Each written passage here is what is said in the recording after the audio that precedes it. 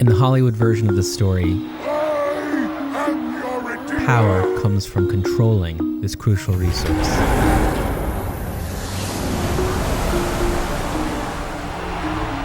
And control it, the bad guys do. Green isn't after the oil. It wants the water. But on our little planet, things look different.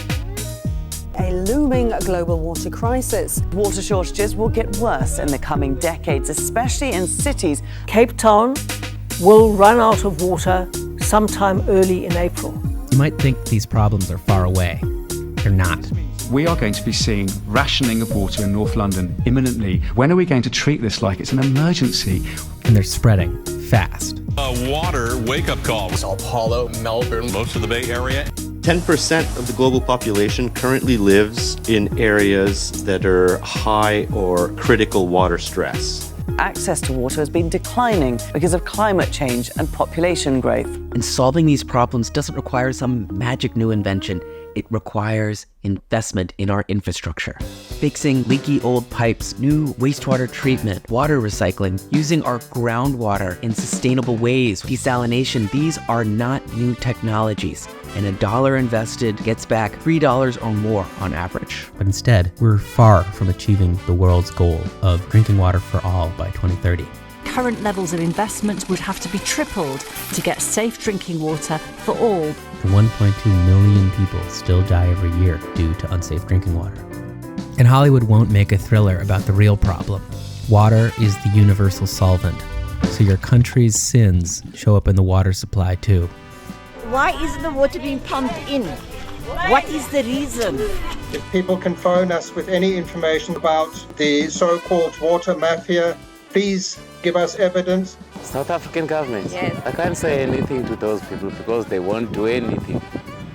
But there are lessons from where crisis has already arrived. Right after the view from our sponsor. Hi, Matthew. Hello. Why does Coca-Cola have a head of water and agriculture? You mean why does Tyrone exist? Yeah. I mean, water is the first ingredient for Coca-Cola, right? It's very important for us. So Coca-Cola actually has a very long history of water stewardship. I've only been with the company for 2 years, but one of the first things that I heard about Coca-Cola's work on sustainability was that the company had said to replenish every drop of water that goes in our finished beverages, a goal that the company met for the first time in 2015. I grew up in India, and all around me, I saw girls my age drop out of school because they had to help their family get water, help their mothers get water, or because they didn't have access to toilets in schools. Water and sanitation was a key theme that I saw that made inequality worse. The scale of challenges that we face are too big for any segment, any sector, any company to be able to handle alone. I feel it's a collective responsibility, and that's the only way we will drive the scale of change and impact that we need and we all want to see on the ground. A few months ago, I saw a frightening headline. People in 2023 are dying because of cholera. It was the worst cholera outbreak in 15 years. We know that the death toll now is at 31, of course. Forget that South Africa is a water-scarce country. The dams were full, but people in the country's economic hub were afraid of the water. Our people have the right to clean running water.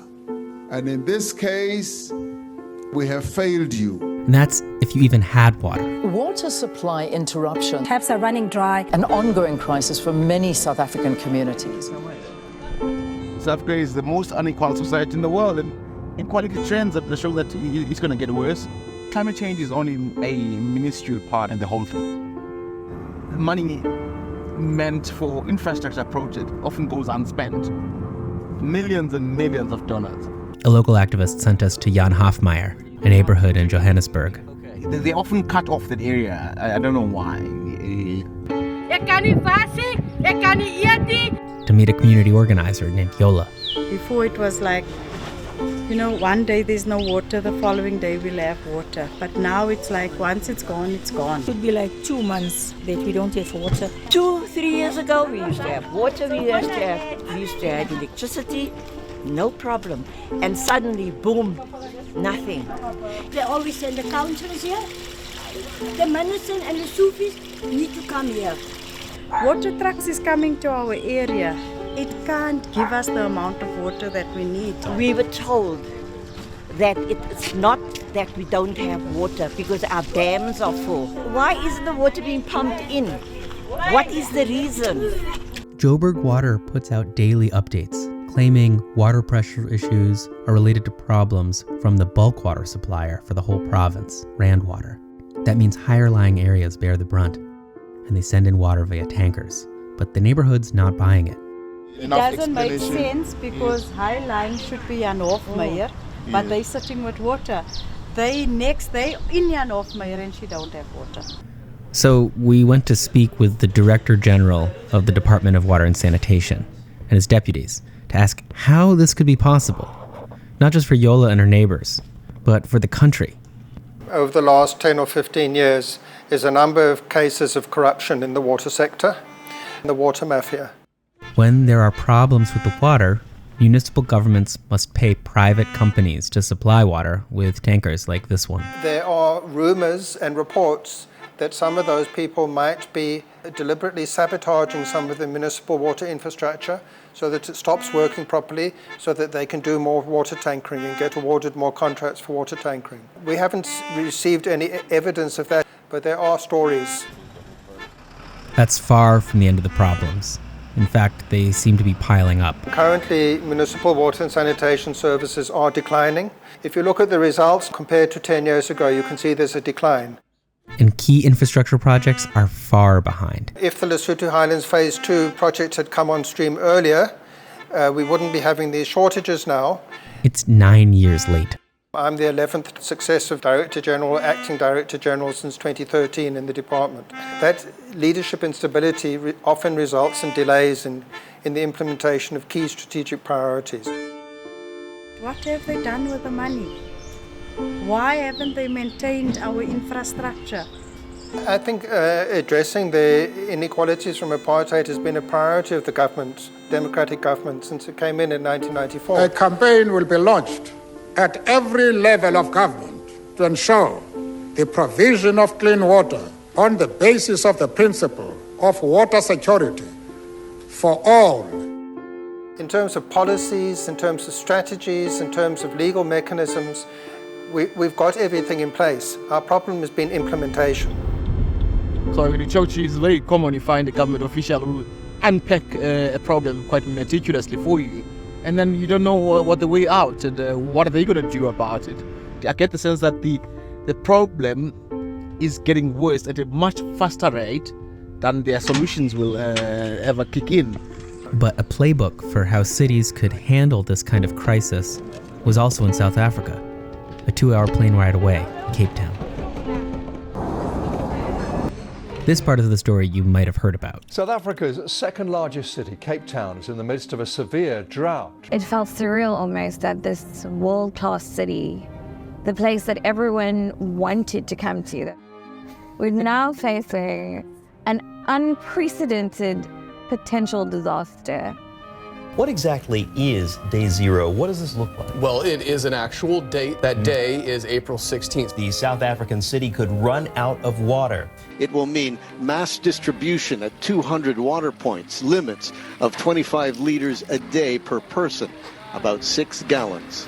I just remember those really striking images of Theewaterskloof Dam, which is by far our biggest water source in the city, just basically empty. Gazelles gallop where 4 years ago they would have been under 25 meters of water. The experts blame climate change. You'll never forget having to share bath water. People were allocated to 50 liters of water a day, which is nothing in the greater scheme of things. An average person in the US uses 310 liters of water a day. So here's what 50 liters of water a day means. Limiting your cleaning to using a bucket, conserving cooking and drinking water, 1 load of laundry per week, 1 toilet flush per day. If it's yellow, let it mellow. If it's brown, flush it down. That became the motto of the city of Cape Town for a long time. And only a 2-minute shower. Washing your hair for less than 2 minutes is not it. It became a volatile situation, you know. I've seen some fights happening here, and this was before day zero, so I can... But there's a key twist you might not have heard about how Cape Town managed to avert the crisis. Of course, they introduced the concept of day zero, which was a brand new concept. The term day zero came from somebody in provincial disaster management. Mr. Murray Williams, which was the communications officer to Premier Zille. We can still prevent day zero. But it really served incredibly well to focus the mind. And this campaign came with teeth. And there was also the public shaming, which was quite embarrassing. Your water usage is almost 19,000 litres per month.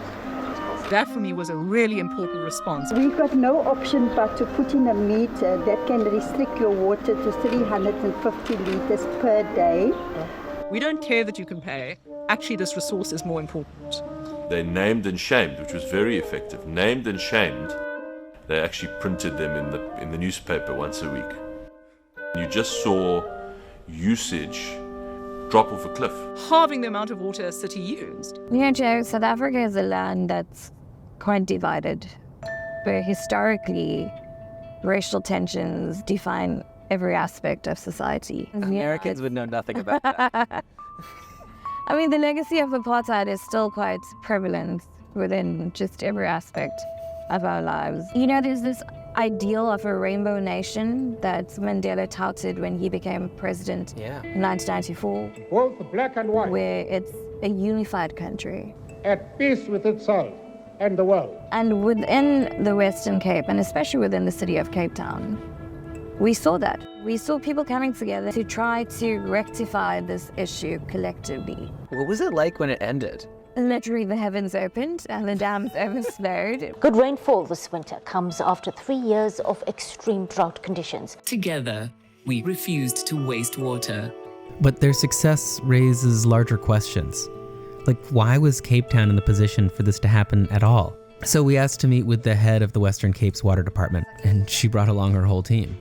Between around about 1968 up until 1980, we saw a dip in terms of the rainfall patterns, where we started now putting the plans together as a department, and those plans are supposed to be implemented. Fortunately, the years went by. I don't know when you could draw an example of the last major water infrastructure investment in South Africa. It has been a long, long time. When it comes to 2014, that is when now everyone started running around, because we could see that we are heading where we're not supposed to go. One of the big lessons the city learned is you can't build your way out of a drought very quickly. We will suffer reducing rainfall over the next few decades. So we have to now make those investments. We can't wait any longer. Diversifying water sources is really important. In the context of climate change, dams are particularly exposed to increasing temperatures and evaporation. There's three main sources of new water. The first is aquifer drilling, or what's called groundwater abstraction, and those are already complete. Then the second thing is the introduction of water recycling and water reuse in Cape Town, which is not yet under construction but is scheduled to start next year. And I'm very proud of that, and I think the whole of the city of Cape Town will be proud. Then finally, and we're deliberately leaving it for last, is desalination. And the reason we're leaving it last is it is environmentally damaging and very expensive. Cape Town has already been investing in its wastewater treatment, like at Zandvliet, where improvements have been continuous since the Day Zero crisis. People started wasting less potable water and putting a stronger wastewater to our plant. Which means you need better equipment than what they installed in the 80s. The original equipment was still running until this upgrade started 3 years ago. They installed something called MBR, membrane-based treatment, rather than this older kind, called SST. It makes sense they did this upgrade first. Even if your wastewater isn't being used to water lawns or eventually to drink, if it's contaminated, it's dangerous. See, that is your E. coli, that is what's actually causing your cholera. We have a license requirement of 1,000, we're averaging around 140 or even less than 100 sometimes. City claims it's funding all of this itself, without help from the national government. Why didn't South Africa take the Cape Town crisis as a warning to hurry up in order to avoid others? One answer is it couldn't. Every year, the municipality will be allocated money by the national government to put up bulk water infrastructure. They can't spend it. And because they don't have engineers, they don't have capacity to do anything. It wasn't just in the water sector that there was instability. South Africa's president and the leader of the African National Congress had become a poster child of corruption. So there's a political dynamic too. The Western Cape, as we know, is run by the DA, and national government is ANC-led. So there's always going to be an us versus them scenario. The Western Cape runs itself quite independently from the rest of the country. It's almost like a separate republic, all its own. And there's another familiar reason. What is getting in the way of implementation? Money. Everything in life is about money. There's water availability in this country, plenty. It just needs money to develop. You can go to Treasury and say, please, I need the money to implement this project because this will ensure that I'm safeguarded. And they will say, sorry, we don't have funds to accommodate you. But when the actual drought is happening, then they suddenly give you the money. There's another reason the country has gotten so far behind, beyond money, deeply embedded in South Africa's history as a young democracy. I was deeply involved in the negotiations that brought about our democracy. I became one of the enthusiastic champions of this whole notion of democratizing water. A system built for the few during apartheid now needed to be built for all. So control would be spread to 19 different zones of the country. So help me God. And the civil service that ran it would be overhauled. It started out, understandably, saying you have this civil service that for 5 decades has worked for this racist regime. We've got to change the civil service. The consequence is that the civil service, under the guise of transformation, has actually become about political loyalty. Boy, was I wrong.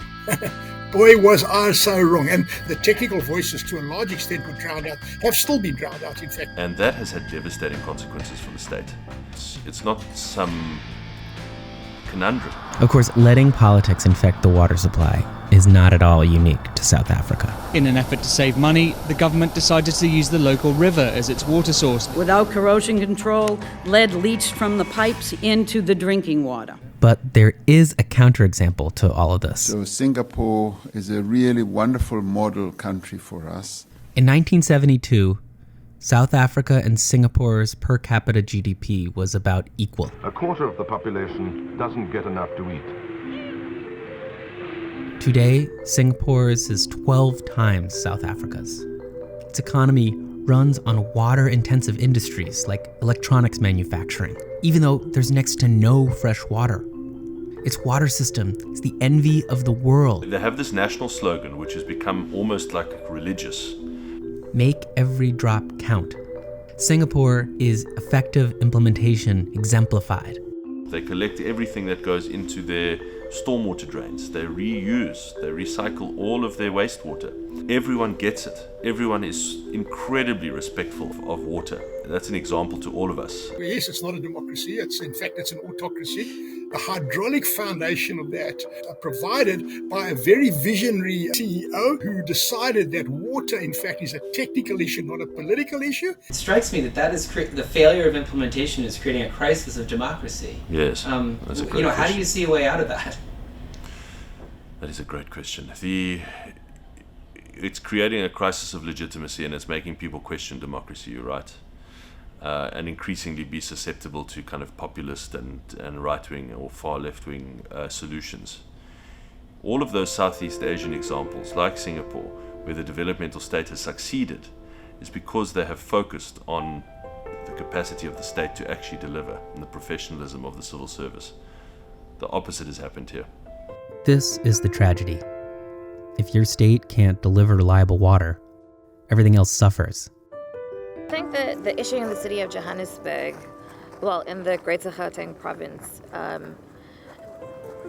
it stems not from droughts, not from a lack of water resources, but it's a political issue at its core. It's a lack of governance, it's a lack of political will. But the infrastructure investments are still necessary. And they take years and years and experts. And like in Singapore, they often come before a functioning democratic government exists. The Army Corps of Engineers was created by George Washington before the USA was formed as the USA. Rand Water as an institution predates the foundation of South Africa as a sovereign state in 1910. It required an enormous amount of skills, an enormous amount of capital investment, enormous amount of institutional development. Investments that have to come before you can have the kind of economy that achieves the goals everyone had in 1994. This particular site, I think it's a very good example of having a facility here that treats wastewater. Just over the road here, there is no flushing toilets. This is Latashia. We're in Cape Town's biggest township, which was established in 1983 under the apartheid government. And it was created to segregate black people from the inner city. And it's grown with a population of over 1 million people now. It's a fifth of the population living in these conditions. If you could talk to the government, what would you say to them? The government? The people who are supposed to be putting taps. South African government? Yes. I can't say anything to those people because they won't do anything. So it's infrastructure in informality is a really, really thorny problem in South Africa, not just in Cape Town. It's okay when it's morning, but even it's too late, not okay. And how many people use this tap? More than 500 people. More than 500 people. Yeah. Did you know that Cape Town was having a water crisis a few years ago? They called it Day Zero, where we almost ran out of water. Did you know about that? No, I didn't know. A fifth of the population of Cape Town was always living in a permanent Day Zero, getting what water they could carry from a busy communal tap. Economic development, overcoming informality is one way to call it. Another way is just overcoming poverty, yeah. You've got to grow the economy fast enough to get more people out of poverty and into work. South Africa is far from this goal. There are, admittedly, a number of constraints on economic growth. And the closer you look, the hazier the plan to get back on track seems. We are undertaking significant water infrastructure projects. These include Phase 2 of the Lesotho Highlands Water Project. That's that 9 years behind schedule dam. And there's some legislative reforms proposed too. We're proposing that we introduce an operating license system for water service providers and a requirement in the Act that water services authorities can only appoint licensed water service providers. And I suppose that might help. It just feels like too little too late.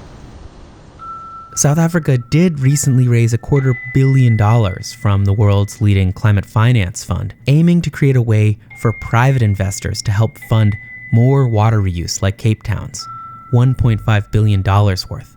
But South Africa's national plan suggests they need more like $50 billion of infrastructure investments. None of this is to say that South Africa hasn't made huge strides since 1994. Less than 50% of the people had access to formal sanitation, and a little bit more than 50% had access to water supply.